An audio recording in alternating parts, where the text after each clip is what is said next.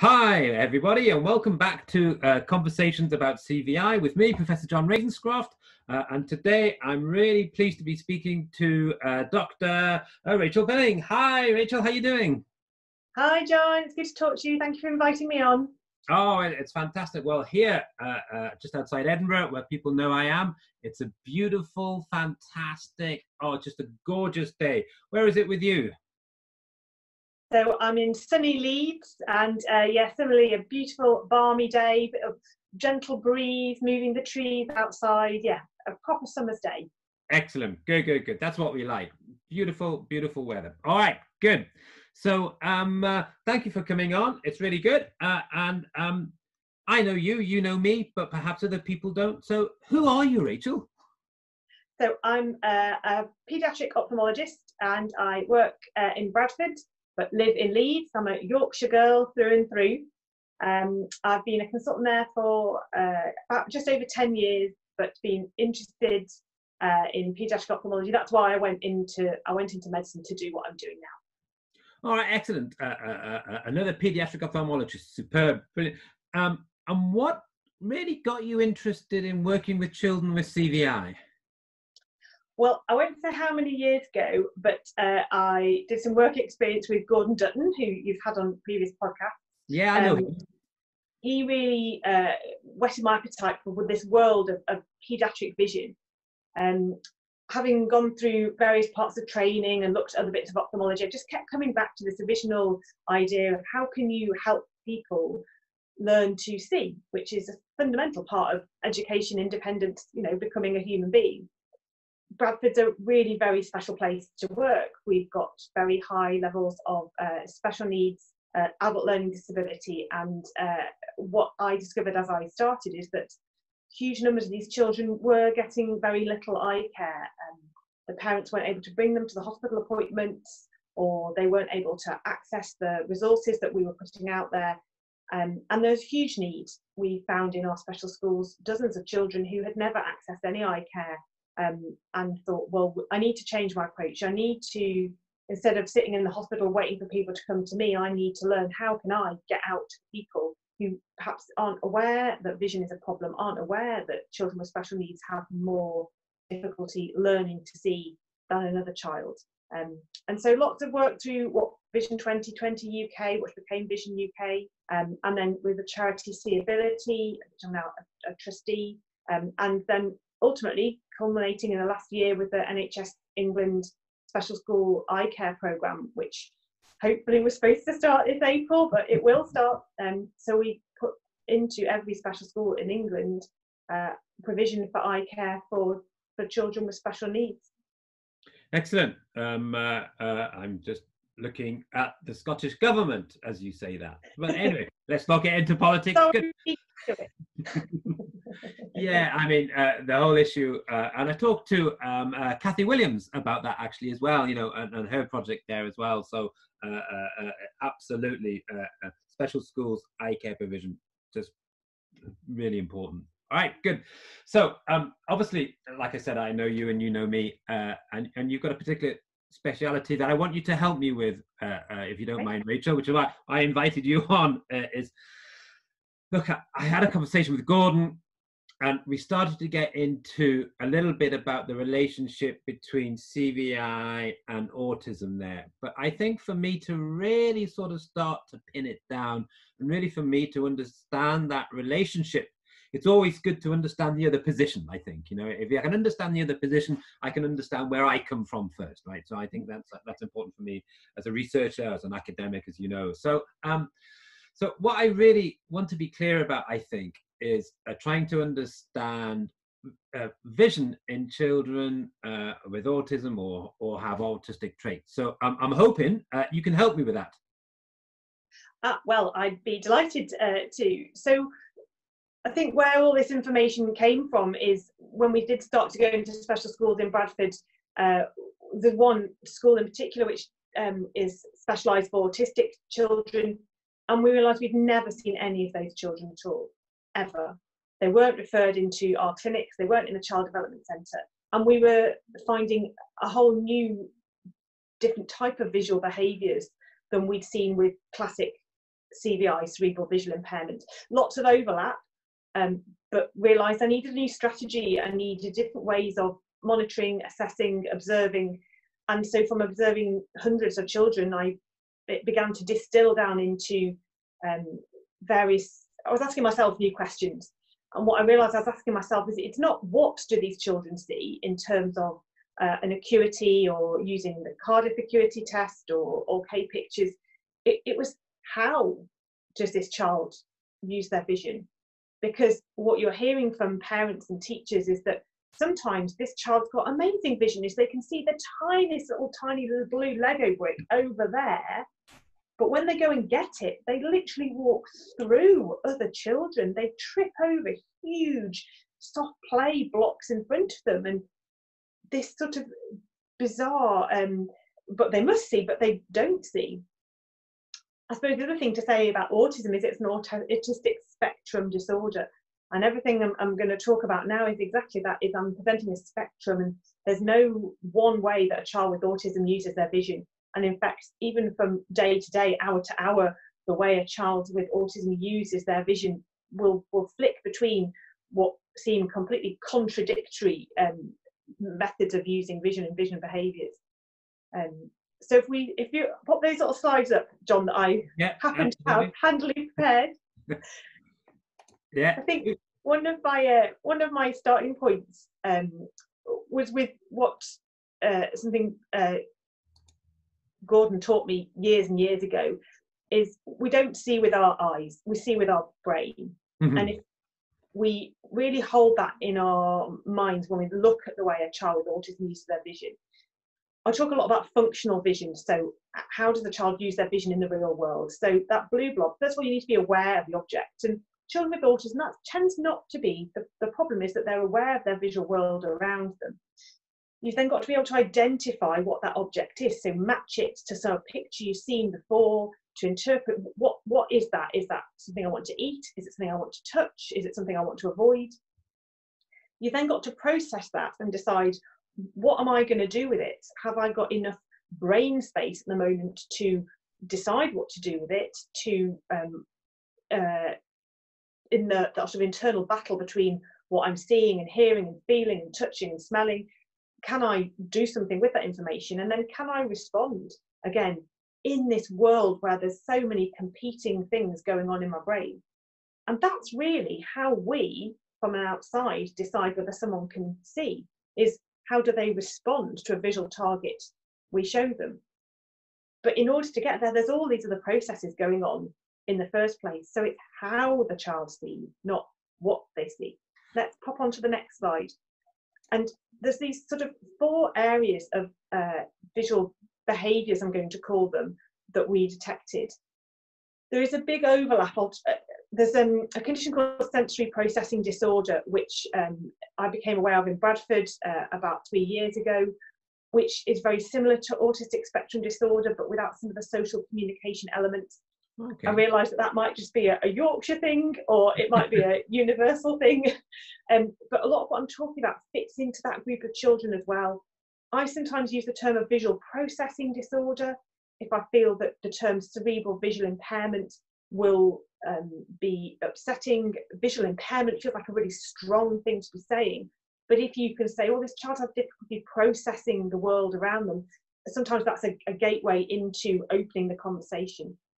Yeah, sorry for interrupting. Yeah, it's just no, go on that. I'm beginning to see that a lot more now. Visual processing disorder, you know, and it's interesting how it's being used. And just to be clear here, you're using it as another name really for what we would see as CVI. I know that some people use it slightly differently, but just to be clear on that. Yeah, because it's all part of this spectrum, and I'm always aware that what I'm seeing is a snapshot, a tiny snapshot of the child that may be in my clinic environment, it may be in the school environment, and that doesn't necessarily mirror what the parent or the carer or the teacher is seeing. So for me, visual processing disorder is, it feels like a welcoming term to explain, I agree with you, Mum, I agree there's a problem with the way that your child seems to be using their vision. Let's explore that more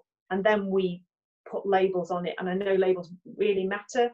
Sometimes they can shut doors rather than opening them.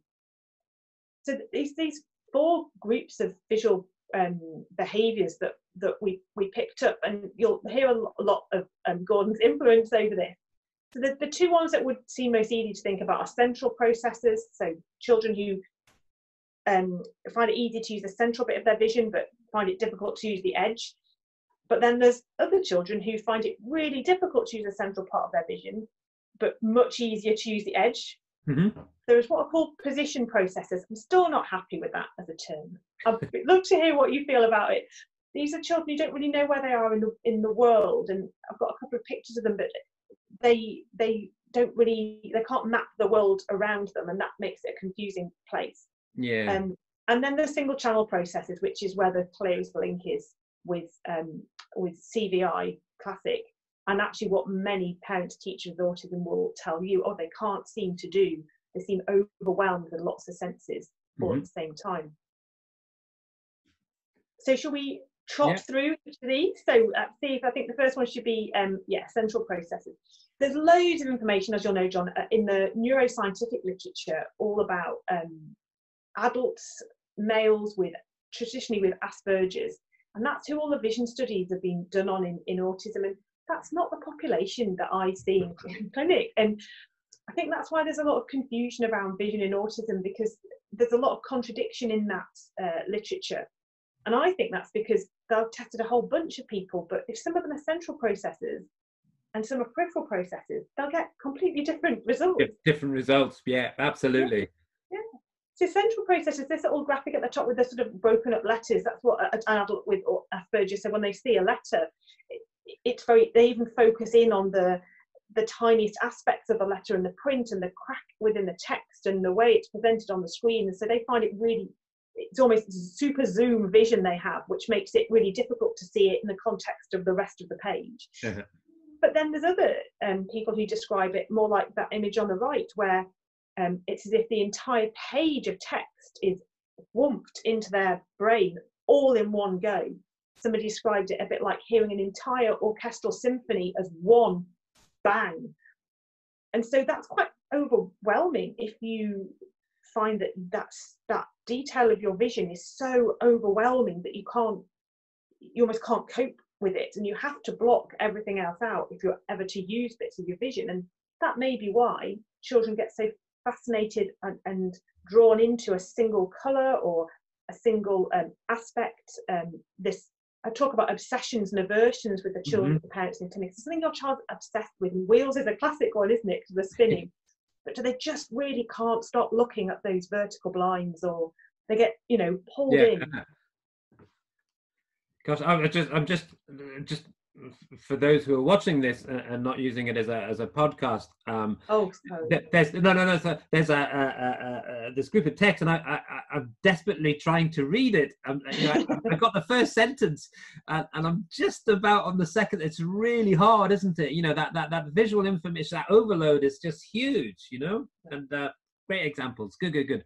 Right, I'm just moving on there. Yeah, flicking on to the next slide. So classically what you'll hear from the teacher, the parent, they can see really sharply, but they can't let go of images. They try and process everything in one go. They may, when they're walking towards you, because they can't use their peripheral vision because it's all about central, actually have their hands out because they can't quite work out. It's almost like wearing a pair of goggles, I suppose, if you can't see around the edge and you're just stuck in the middle. You were missing, and this is the child I talked about, sees that tiny blue Lego brick 20 meters away, but doesn't seem to see the children around them. So those children are quite interesting if you can flag that up to a teacher or a parent and say, well, yeah, they can see really well, but they can't flick between their central vision and their peripheral vision like most of us do. We modulate. Quite a lot of work on autism and vision has been done. I can't remember the name. I meant to write it down of the author. Flicks between, we flick all the time. Some children with autism just can't do that. They get stuck in one. So implications for learning, for language, for mobility, for independence are huge if you are a central processor. And yet, by traditional measures, you'll have brilliant vision Yeah, yeah, yeah, that's right. Yeah, you'll be at the 6 meters away and you'll be fine. You'll be spot on. Yeah, Thank you very much. Well done. Child's yeah, fine. Is there anything that, before you go on, that's right. just to, is there a way of encouraging the flick? Is that possible? Is there a way that, parents and teachers can say, okay, now you've seen this, we need to use this vision if you can. Is that possible? Is there a technique or anything? So some of Gordon's strategies that he mentions in his the traditional CVI work about cueing children, so cueing them to look on both sides of the page, to look on both sides of the plate. They work. Obviously, it's for a different reason, but they work really well. Mm-hmm. It's about clearing the stuff, and it's why it's so difficult in a special school, because this is a shared environment. And you've got children with such diverse range of needs. How do you clear all the soft play stuff off the floor to make it easy for that child, when actually for another child, climbing and clambering is the only thing that makes them feel secure and safe, and they want to clamber all the time? I think it's being aware of it and reassuring that the sharpness of vision is there, but spacing stuff out, 1 or 2 lines per page, using the cover-ups that you'll have seen Gordon suggest. Yeah. You can only see small amounts of text.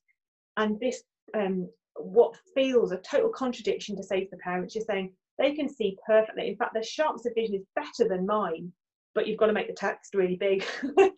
And you've got to make the text really big, because then there's less information in one go to process, and then you can process it one maths puzzle at a time, not columns and columns of them.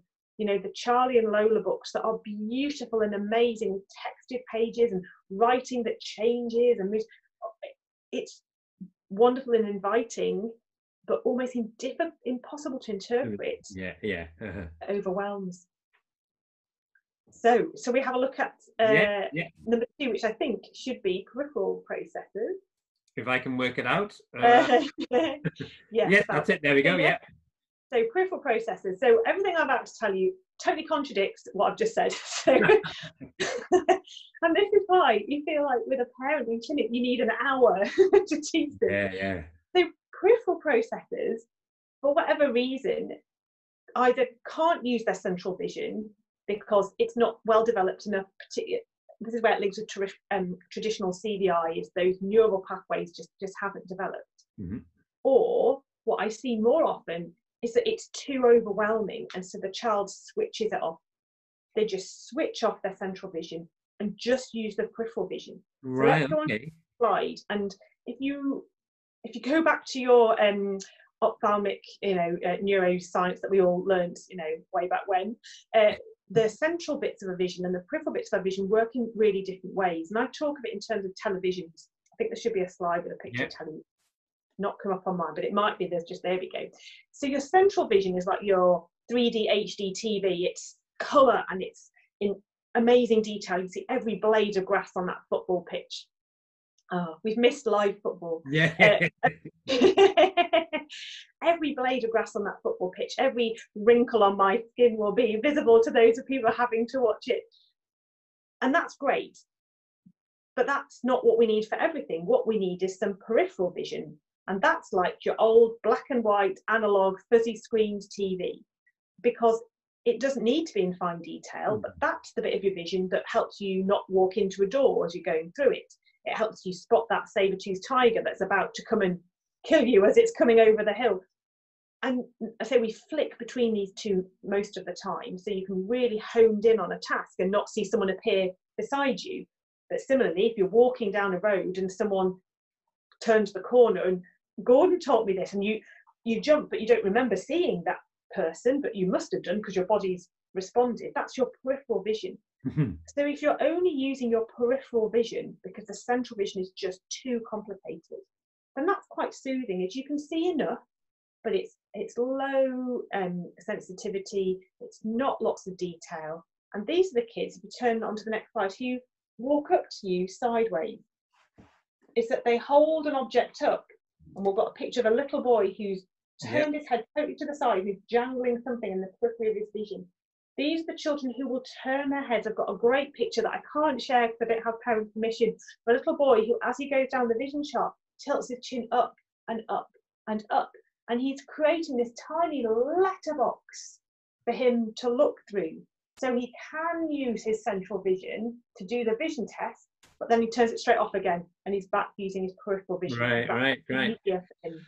And it's absolutely, I mean, I think many QTVIs who are watching this will know these children, right? Will know these children that just tilt in all sorts of angles as well. You know, you get some really interesting ones and you think, wow, that's a really interesting bit of their peripheral vision they're using, you know? Yeah. And it works for them if it's what they need in order to integrate all the multiplicity of sensory stimulation that's coming. Well, great. But what it means in terms of education is if there's a child who is wanting to learn to read, we're wanting to help them understand numbers or things beyond the texture and the bigger volume thing, is we need to create an environment where they can use their central vision. And so that comes back to a lot of Gordon's work on, you know, the little room. It's something that is very plain. There is a grey screen around the child, nothing on the desk except the one piece of information you want them to do. And one of the things that we've tried to introduce into our local special schools is for those children, is clearly not all day. We can't do that all day.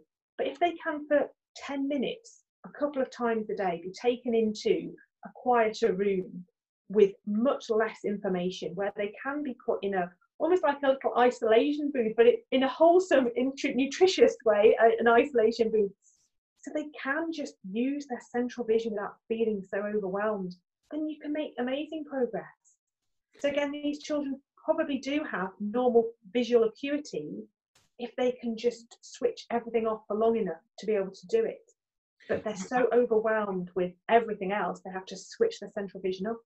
Yeah, it's quite interesting. I sort of like put out, as you know, I like Twitter and I go on Twitter quite a lot. And I just put out that if there's a positive to the situation we're in, with all the classrooms now having all of the clutter removed, all the soft furnishings removed, very plain. I still think it's still a bit too much, particularly for very complex needs children like the ones you're supporting, the ones you're seeing here. But you know, I think that removal of clutter, actually, I think we might see, and this is, you know, I was about to go into a school before it closed down, and just to see this, to see the effect not only on the child with CVI, but also the whole class, you know. And I think we might see some interesting different behaviors now from the whole class with this reduced clutter thanks to COVID. But it's really interesting. But I really get the idea of, you know, just trying to get the children to use their central vision, you know, and for short periods, you think, you know, and we just have to work out what those periods are. And it will be different for different children. And a lot of I'm totally aware, John, I have been my whole career that I'm not a visual impairment teacher. I'm not a teacher. I'm someone who is fascinated by how children with special needs use their vision. And I know Kathy, who spoke to you last week, is all about children, special needs children in mainstream school. And that's why we sort of knit so well together, because I'm all about the special needs children in special schools, so on the other end of the spectrum. And we talk a lot because certainly she reminds me that there's a whole load of special needs children in mainstream school as well, Rach. You have to remember those. But there's lots of techniques and things that teachers will discover, and a lot of them will have discovered them without realising they've discovered them and then applying them. The difficulty we found is that if you find something that works with one child, you can't then apply that to every child with autism or every child with special needs. And it's this feeling of that it's just impossible to do. How can we possibly come up with an individual plan for every single child? Well, that's not quite what we're asking either. We're saying if you observe these little visual behaviours, you can then go, oh, let's try this. And if that works, great. Well, we'll do more of that. And if it doesn't, that's okay. I'm very Bradford. I'm very Yorkshire. Everything that we put together in terms of suggestions is stuff that costs no money, 0 pence. It's stuff that already exists that you can repurpose and adjust and move around. It's not about building a whole. Don't get me started on sensory rooms. I'm not a fan of it. It's not about what can be wrong with putting in and turning all the lights on and all the sound. What's wrong with that? No. I can't. Oh, I sometimes walk into the special school classrooms and have a bit of a and feel overwhelmed myself by the amount of the cacophony of sound and smell and movement and the huge screens with screensavers with swirling pictures and moving at different places, and I'm thinking, oh, we just turned everything off. The magic carpet is my favorite. Have you seen that one? Is it called the magic carpet? The QTVIs know what I'm talking about. Okay. There's a screen above and it's an interactive carpet on the floor, and you touch it, things move, you know, and it's like great, but not with the kids that we're supporting, you know. And it's my goodness. It's the right thing for the right child, but I get why this is then such an overwhelming ask. But actually, it's the tiniest thing. One final thing on peripheral processes before I move on. There's one child who blasted everything out of the water that I thought I knew about peripheral processes.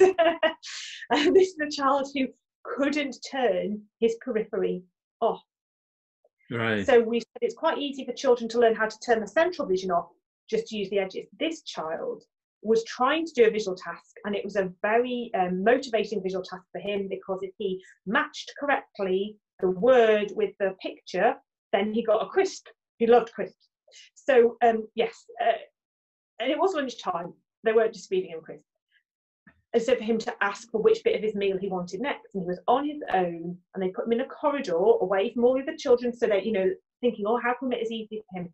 Every single person he walked past, and he'd be concentrating on the task of, oh, did he want that crisp? And he could not look at every person he walked past. And there's a great video I found. I searched online for autistic visual behaviour videos. There's a great Asperger's young man as well who videos his life. And he's got this great picture of him talking to someone in the front of the car as they're driving along. And every time a car goes past, he stops talking and follows the car. And then he starts it, and the whole conversation is so stilted because every single time a car passes them, he has to stop and follow the car. And follow it, right? And they just can't turn that off. That awareness of looking at it, yeah. Whereas we, you know, all the time we're just not really aware, you know. But that conscious awareness of what's happening there is all the time.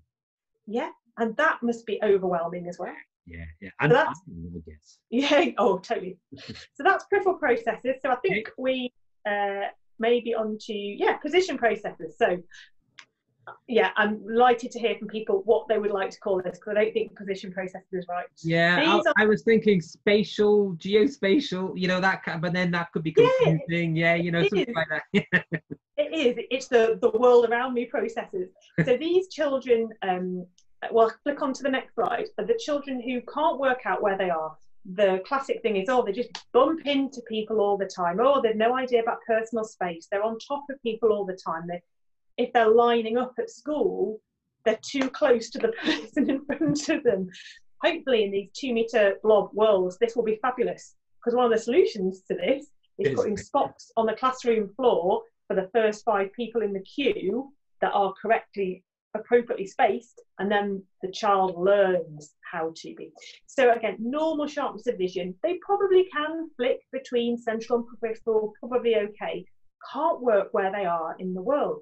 And these are the children, if I was in, I might get up and see if you lose me. These are children who will walk into a clinic room and touch everything. They will walk through the door and they will touch the desk, they will touch the computer, they will touch the chair, they will do a little tour of the room. And they can't settle until they've toured the room. And when they've done it, they'll then sit in a chair and be fine. But meanwhile, while they're trying to tour the room, mum's going, don't touch that, leave that alone, no, that's the doctor's stuff, that's very expensive, oh, you'll break it. Or the nurse is going, oh, no, and it's fine, it's okay. Because what I learned is until they've mapped that room out, they don't understand the space that they're in. Right, that's really interesting. And yet you say, you know, your first bullet point here, sharpness of vision, you know, so it looks like they've got some kind of huge visual deficit going on here, you know, and they're going around touching things in, but you know, they haven't. It's just that mapping. And I Marlene Bierman helped me to understand a little bit about voxels and mapping and things like that. And that's exactly, you know, what these children are needing to do, is to map that world, that 3D world around them. Fascinating. And that's why sometimes they find clinic and new environments so difficult, because they feel totally on edge until they've worked out where they are. They're almost blind to the room, even though they can see each individual bit really well. So that means in a special needs classroom, if every 2 weeks you're introducing new items to the classroom because it makes it a new, interesting environment, that's really difficult for the children. As you say, the stuff fluttering from the ceilings, hanging from the walls, that's really difficult for them. That they walk, so we put the next slide on, these are children who walk and trail their hand along the wall. The picture I've got is of a child with visual impairment, traditional vision impairment, but you see these kids, they walk, trail their hand along the wall. And when we go into special school and collect the children from the classroom and walk them to the vision room where we're assessing them, I'll often not stand on either side and just watch how they walk. Do they put their hand out because they want to hold my hand on one side versus the other? And sometimes that's because they can't use their visual field, but sometimes they just can't map where they are. The lower picture I've got is of a toddler learning to walk with his hands in this classic capital A. So as you're learning to walk, to get your balance, you put your arms diagonally out to the side. They keep that. These children keep that capital A walking because it's just a bit like you've got a little radar to the side of you of what might be around you. And so you're less likely to bump. So this capital A walking is a traditional thing. Wow, I'm going to keep an eye out for that, actually. I'm not. Yeah, keep your eye out for the capital A walking. Yeah, I will. I know lots of trailers, you know. I'm a bit prone to trailing myself, to be honest. I have to admit. Yes, lots of us are no good at 3D world, are we? Yeah, I am conscious of trailing. But I'm just going to get back to some of the position processing as well. And I wonder if, you know, for me, the big thing that I lecture on and stuff like that is taking children into supermarkets, you know, and often I talk about, you know, the complexity of that, because you've got 1,000 billion items on the shelves, lots of people, well, not now, but, you know, some people, and you've got music and you've got all this different stimuli around as well. But also, of course, it's like they have no idea where they are. You know, they can't tell themselves where they positioning themselves in the world. So I think I need to add that to my lectures. So the term that people use is sort of either visually defensive or visual avoidance. And we do see it sometimes in clinic. You show a picture and they'll turn away. They'll deliberately physically avoid what they're doing. Maybe the world is just too complicated, and so they become visually defensive. They shut it all off. A classic story about an adult with visual processing, precision processing, that again brought it home to me on a whole new level. A chap with severe autism, but mobility was fine, and his carers came to clinic. He didn't come because he was going to find it too difficult, but they came and they brought loads of video, which is amazing. And they talked about how he would disrobe.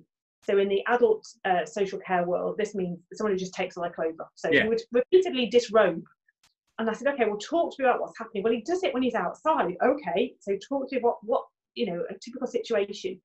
So we're walking with him, and suddenly we stop and we look back, and he stood still and he'd taken all his clothes off. So we rush back to him, we put them on, and we reassure him, and we walk with him again. And then the same thing happens. I said, well, are you always ahead of him? Have you always moved from his side when he takes his clothes off? Yes, we've always moved away from him. I said, well, maybe that's it.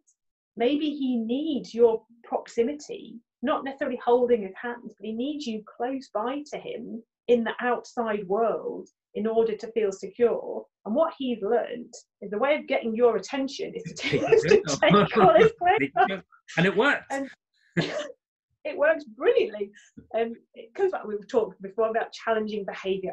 I think challenging behaviour is exactly that. The person is challenging your behaviour and saying, you need to do something about this environment. You need to change something because I'm finding this really difficult. I'm challenging your behaviour in not making my world the way that I can feel safe and secure in it. Yeah. And if you can what it is that is making the person feel so distressed, and they are challenging you to do that. That is what that behaviour is about. Yeah, absolutely. You know, and the amount of times I hear it used in terms of a deficit to that child, and you just think, no, we need to take back that term. And says, look, challenging behavior is you as the professional, as the adult, is created an environment where this child needs to behave in a certain way, you know. And so we really need to start to understand that term and not use it as a deficit. Absolutely, I can't, you know, brilliant, Rach. I can't agree with you more.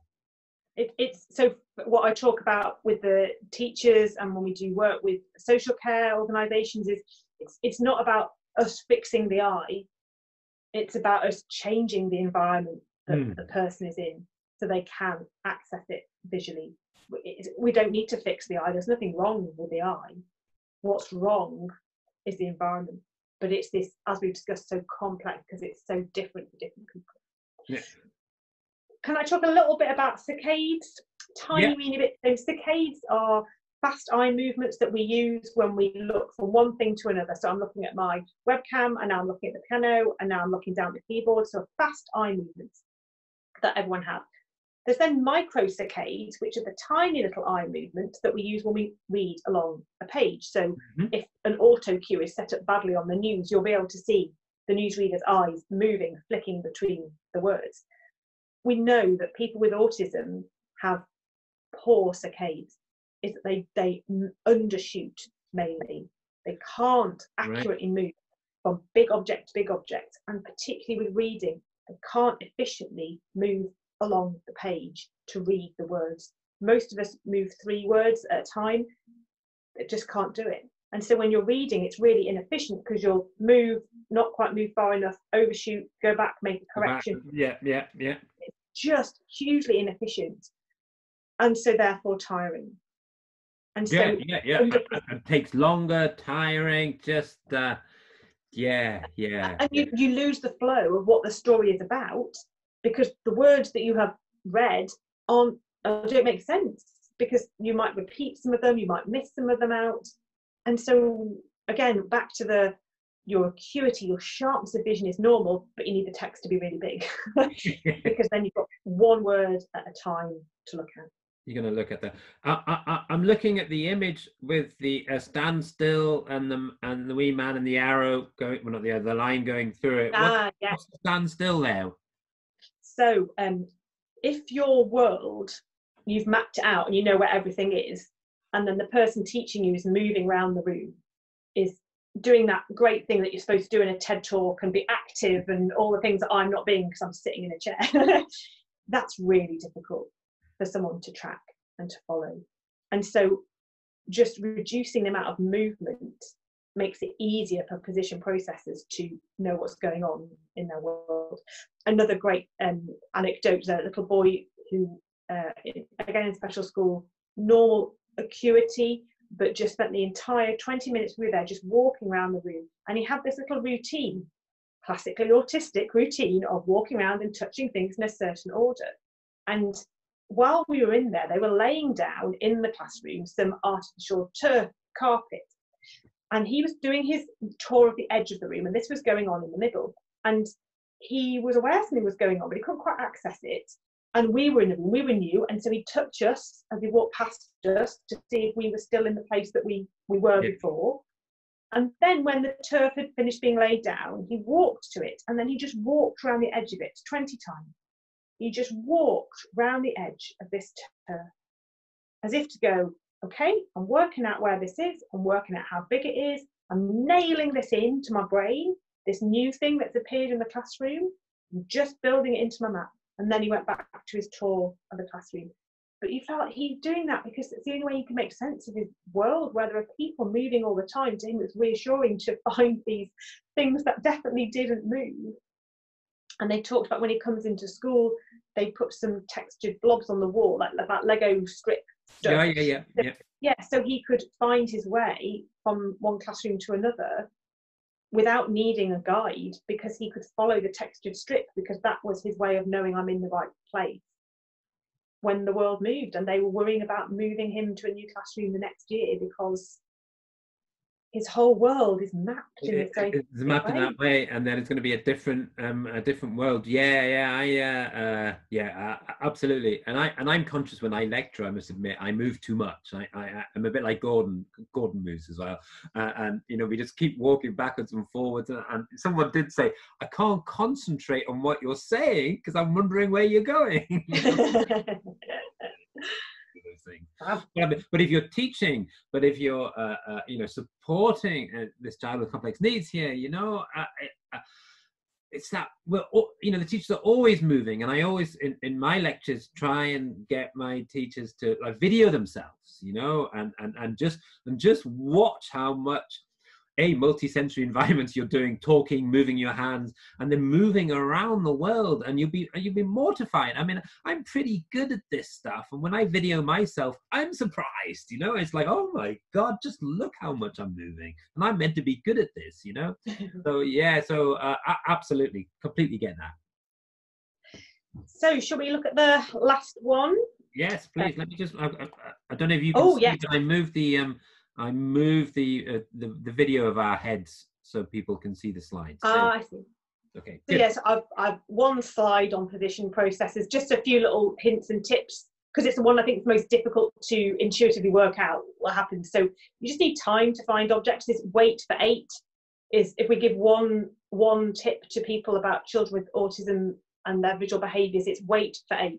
Show something and wait for 8 seconds. And 8 seconds is a really, really, really, really long time.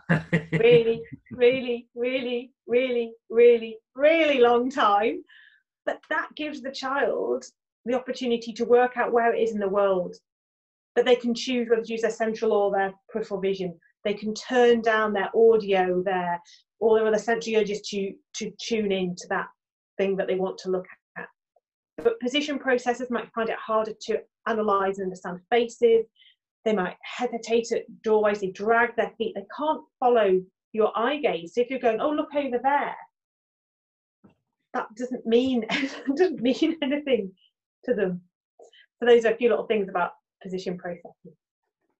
So yeah, I think we're on to one thing at a time, the single channel processors, which is where the biggest link is with traditional cerebral visual impairment. And it feels intuitive about a child with autism is many of them become overwhelmed with the feeling of the chair under their legs, the ticking of the clock, the flickering of the strip lights. They can be very sensitive to that, which you and I aren't seeing, we're not discerning, but their vision is picking that up. The child running past, the wind flapping the trees outside that's then creating a shadow on the desk. And, oh my goodness, so difficult. Let's move on aside, because there's I think,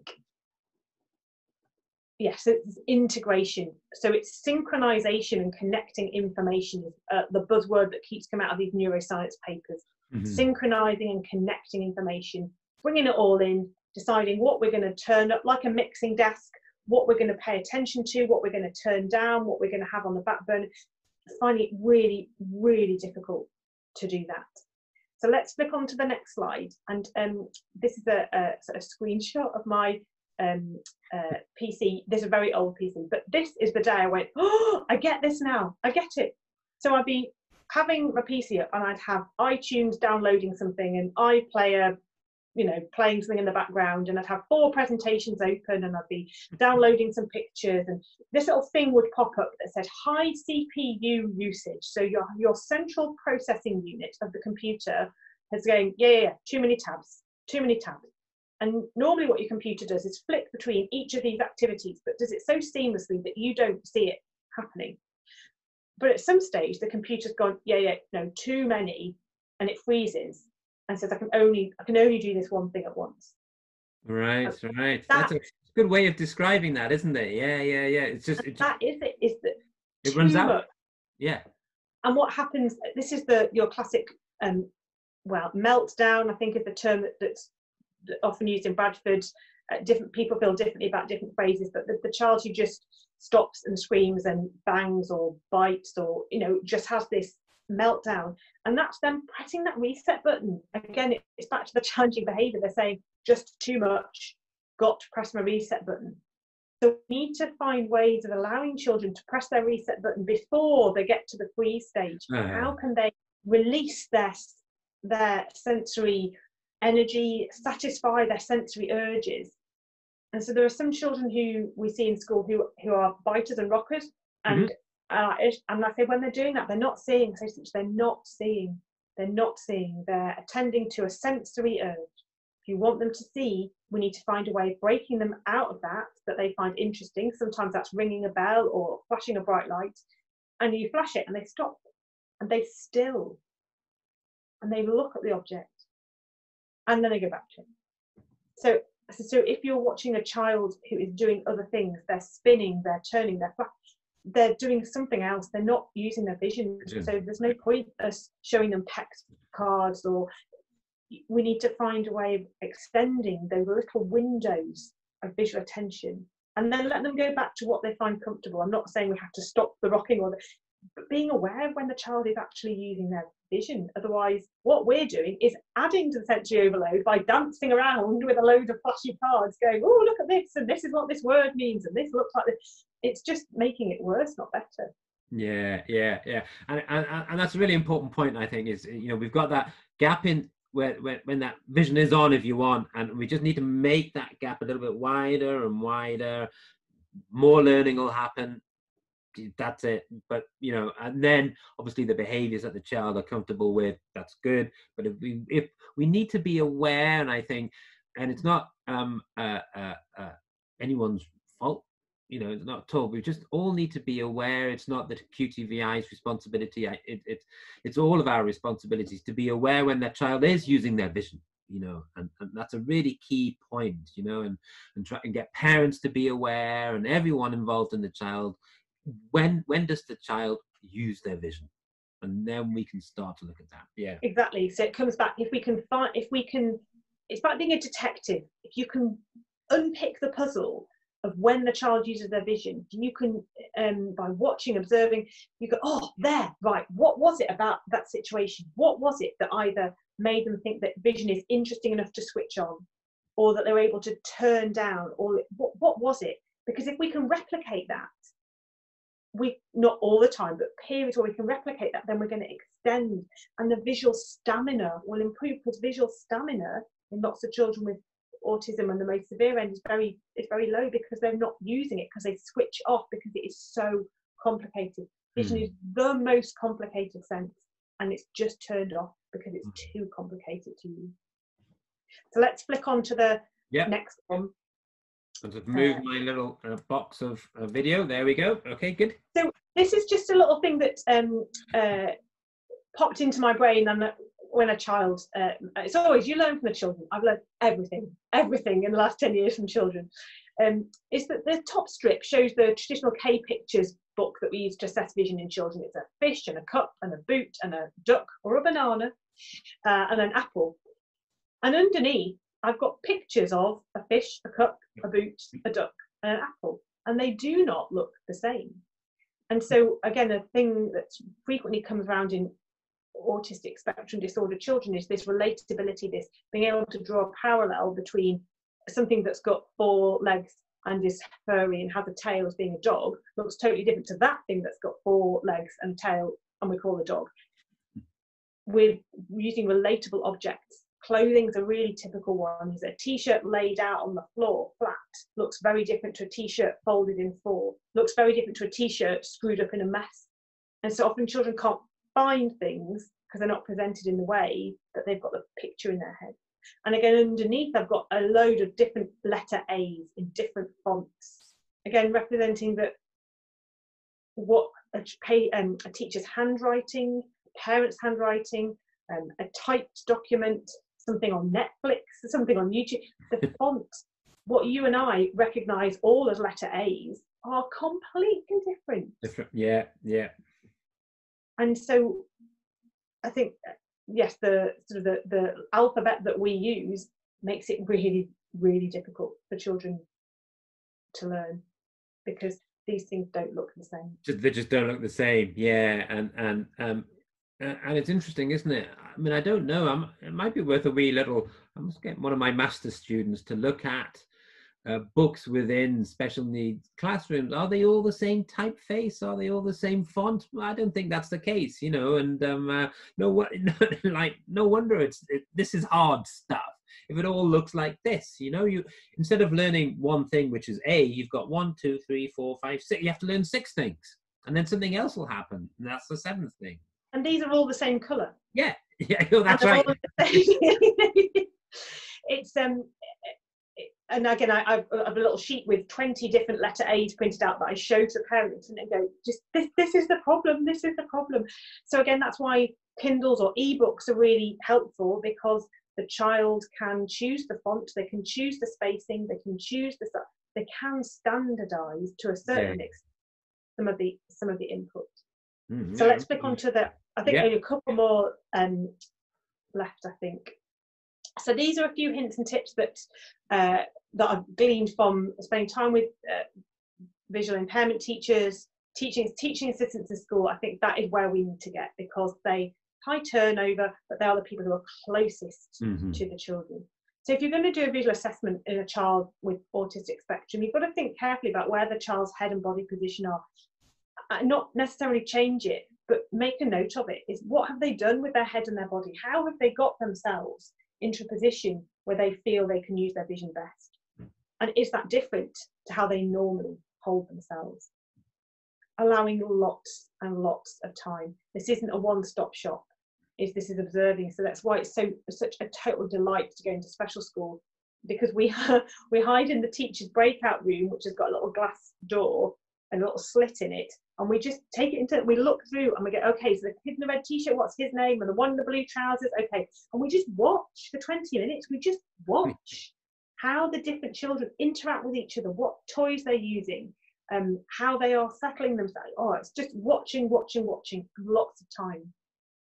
Enabling breakouts. So again, we've talked about using vision for a really short period of time and then needing to have so a half-hour assessment isn't necessarily going to get the most from the child. It might be 5 minutes, go away, come back, 5 minutes, go away, come back. And a great example is a child in clinic who would get really close to me, so I could let him do the glasses test, and he'd be there for about 3 or 4 seconds, and then he'd jump away from me and he'd spin around 3 times, and then he'd go again. And that for him means just attending to that sensory urge, dispelling all that, and then I'm ready to go. I'm ready to go. I'm ready to go. 3 seconds and then yeah, but that's fine. I bet you get good at it, yeah.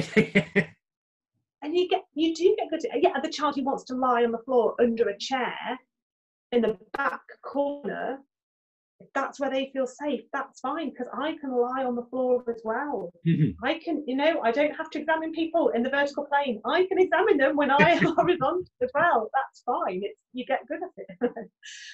Again, this is a Gordonism, so quite simple instruction, softly repeated.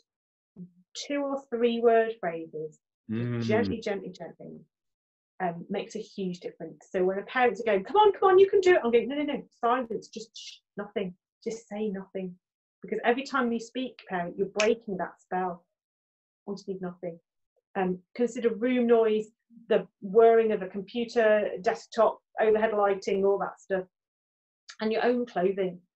So, no jazzy, multicultural stuff. Yeah. It's just got to be plain clothing, because you can't be an additional sensory presence in that room. You've got to be invisible in that room. You've got to meld into the background. So jangly bracelets and clappy shoes add to the child's problems rather than taking away. Yeah. So I think that's all I was hoping to share, but I'm fascinated to hear what people think of it. If there's examples people have that would feed in, if people think those boxes are completely wrong and these are the boxes that they think should exist, just about starting a conversation. But absolutely. I'm just going to stop sharing, if that's okay. There we go, just so I'm back next to you. And it makes me, don't get me wrong, it makes me really think about what Gordon was saying when we had one of these conversations, is we're really beginning to understand the difference, I think, between vision in children on the autistic spectrum and children with CVI. But boy, don't we really need to understand the tools that we're using and the instruments in order to assess vision and to assess the behavior. We really need to develop these, maybe become more understanding of what exactly we're looking at. Oh, have you died? Oh no. Rachel, have you died? All right, welcome back, and Rachel, I think you're our first complete crash. Oh, I'm sorry about that. Feel very honoured. I've broken the internet. You've broken the internet already. That's right. Yeah. Just the amount of information just crashed down. Maybe it was too much information and the processing just couldn't cope. That's exactly it. My metaphor had worked beautifully. Well done. Fantastic. That's what we like. An in-practice example. All right, good. So what I was saying before it went down was it really made me think about something that Gordon said in one of our conversations, is that, you know, I think we're really beginning to start now to understand what vision in children with autism and the autism spectrum looks like. And I think we're beginning to understand what a vision in children with CVI looks like. But it's really trying to understand the sensitivity of the instruments we use, the functional assessments we're using, and really we need to develop those. We really need to get, I think, a better handle on that. I think we're at the beginning of this, but we're certainly not in the middle or certainly at the end of it. You know, it's really trying to understand exactly what we're testing and who we're testing with. And I feel very passionately that this doesn't lie in the realm of a paediatric ophthalmologist. I feel, and others will have a different range of thoughts, but whatever we're developing needs to be things that can be used by the people closest to the child. So it needs to be usable by parents, by teaching assistants, by teachers. And yes, QTVIs have a huge role to play in signposting and supporting and offering additional support and helping people use those, you know, point of access measures. But we've got to move away from lab-based studies using gratings and interferometers. You know, that's not the real world. And one of the frustrations I've had is that when you're producing information that is readily usable and good to go, it doesn't get into the scientific journals because it's not written in the way that they're expecting it to be written, which is fine. It's a different audience. But the people reading scientific journals are by and large not the people who are supporting children with autism and vision. The learning assistants, that's right. Yeah. It's how we can integrate the science and the rigorous approach that we do need. This is so, you know, it has got a basis to it. This isn't charlatanism. This is not quackery. This is real. How do we link that with providing real cheap tools that people can just pick up and plug and play, and give that empowerment back to the parents and the teachers to make the difference that they definitely can. But it feels like they thought, oh no, we have to wait for permission, we have to wait for diagnosis. And no, I need you to tell me. You tell me what you're seeing about the vision, and I will have it explain it. Yeah, it's really interesting, and it's, you know, what I tend to do now, especially with children with CVI, is to look at that, you know, in class, you know, visual behavior, and then at home visual behavior, and then outside visual behavior. What kind of visual behavior is it outside? Is it in, you know, is it in town, or is it in the country, on the beach kind of thing, you know, and really start to have, well, I guess we're talking about that holistic understanding of the child and how that child uses their vision, you know, because we don't, as you very clearly have demonstrated, we just don't use vision in the same way all the time. No, yeah. None of us do. Yeah, none of us do, let alone, you know, any other child. It's just none of us use vision in the same way in the same time. So we need to understand that ourselves, I think, and then we can start to understand and look for how the child uses their own vision. Brilliant. Exactly. Well, I'm going to I've taken up more of your time, especially with the crash and things like that. So I just, as always, want to say a huge thank you, Rachel. I can't thank you enough for this. I know lots of people are waiting for this, so I'm going to tweet about it now, and just brilliant. So thanks very much, Ray. Thank you very much. No, thank you for the opportunity, and I'm very pleased. Did you put my email and my Twitter handle in the little comments? I'm very happy for people to contact me and share some slides and things. Very happy for that. All right, excellent, good. Well, take care. Thanks, and enjoy the beautiful sunny day.